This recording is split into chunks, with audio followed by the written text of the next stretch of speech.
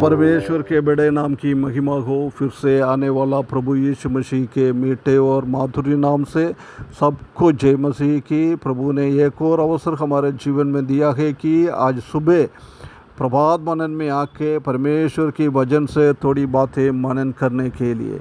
पिछले दिनों में हम निर्गमन की किताब अध्याय 11 से कुछ बातें मनन करके आ रहा है। उसी का 7वें पद तक हमने पिछले दिनों में देखा है। आज हम उसका 8वें पद में जाए। 8वें पद में हम देख सकता है कि in gratitude honour Jesus for your freedom. हम परमेश्वर के सन्निधान में आके धन्यवाद के साथ प्रभु ने हमको आज़ादी दिया है, इसलिए उनको आदर करना, उनको महिमा करना, उसके लिए परमेश्वर ने हमको बुलाया है। हम आइए निर्गमन की किताब 11 अध्याय उसका 8वें पद को थोड़ा पढ़ें। तब मैं तेरे ये सब कर्मचारी मेरे पास आ मुझे दंडवत करके यहाँ कहेंगे कि अपने सब अनुचरों समेत निकल जा, और उसके पश्चात मैं निकल जाऊंगा। तब ये कहकर मूसा बड़े क्रोध में फिरौन के पास से निकल गया है। देख कितना एक बहुत बड़ी बात इधर हम मूसा बोलकर जा रहा है, एक भविष्यवाणी दे रहा है। ये भविष्यवाणी के साथ वो जा रहा है, क्योंकि मिस्रईम की लोगों के अंदर एक बहुत बड़ा परिवर्तन परमेश्वर लेके आ जाएगा। उसी बात को बता रहा है। तुम्हारा सब कर्मचारी मेरे पास आकर मुझे दंडवत करके ये कहेगा। देख, उसको आदर करते हुए, मूसा को आदर करते हुए वो लोग ऐसी बातें कहेंगे कि तुम अपने सब अनुचरों समेत, अभी किसी को भी नहीं छोड़ना है, तुम्हारे पास क्या है सबको लेके आज़ादी के साथ इधर से आज़ाद होकर निकल जाओ, ऐसी बोलेगा। जब हम इधर से निकल जाऊंगा, उसके पश्चात मैं निकल जाऊंगा। ये कहकर मूसा बड़े क्रोध में फिरौन के पास से निकल गया है। God's commandment that the Jews honour him for their freedom. यहूदी लोग अपना आज़ादी के द्वारा परमेश्वर को महिमा करेंगे, ऐसी परमेश्वर ने बातें बताई है। इधर मूसा अभी फरौन के पास आखिरी बार खड़ा है। उसने एक भविष्यवाणी इजिप्शियन लोगों के बारे में बोलकर उधर से जा रहा है। कितना एक बहुत बड़ी बात इधर हम देख सकता है। परमेश्वर ने यहूदी लोगों को, इस्राएली लोगों को इस मिस्रईम से छुटकारा दिया है, आज़ादी किया है। उसके पीछे उद्देश्य है। परमेश्वर ने हर एक काम करता है, उसके साथ एक एक उद्देश्य के साथ करता है। इधर यही उद्देश्य है कि वो परमेश्वर के साथ एक संगति रखे, परमेश्वर को आराधना करे। प्रिय विश्वासी, हम देखेंगे तो worship Jesus in thanks by being a servant of God and he free अस।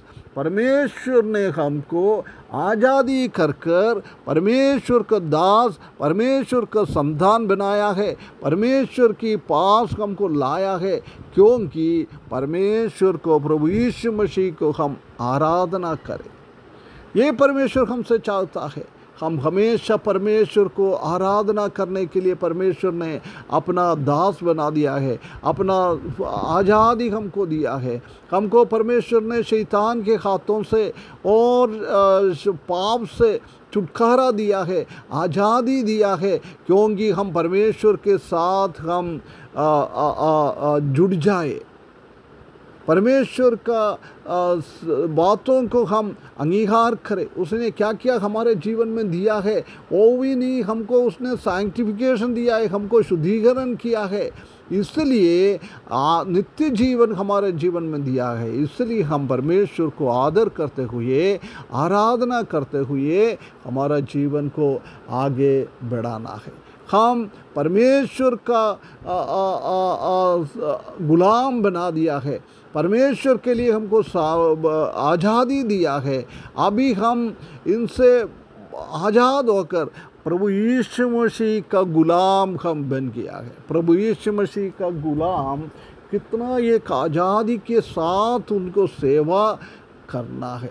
हम एक आज़ाद की लोगों के जैसी प्रभु के लिए काम करना है। कभी भी हम अभी दुष्टता के साथ, शैतान के साथ हम वापस ना मुड़ना है। उससे हमको फ्री होकर परमेश्वर का गुलाम बनकर, परमेश्वर का दास बनकर हमको जीवन बिताना है। हमको एक बार सोचना है, हम प्रभु यीशु मसीह का गुलाम है क्या, दास है क्या, और ये दुनिया का दास है क्या, शैतान का दास है क्या।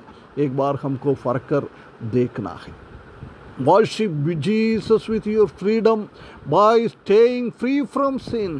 पापों से बचकर, पापों से आज़ाद होकर हम परमेश्वर के साथ रहकर प्रभु यीशु मसीह को, परमेश्वर को हमेशा हमेशा हमको आराधना करना है।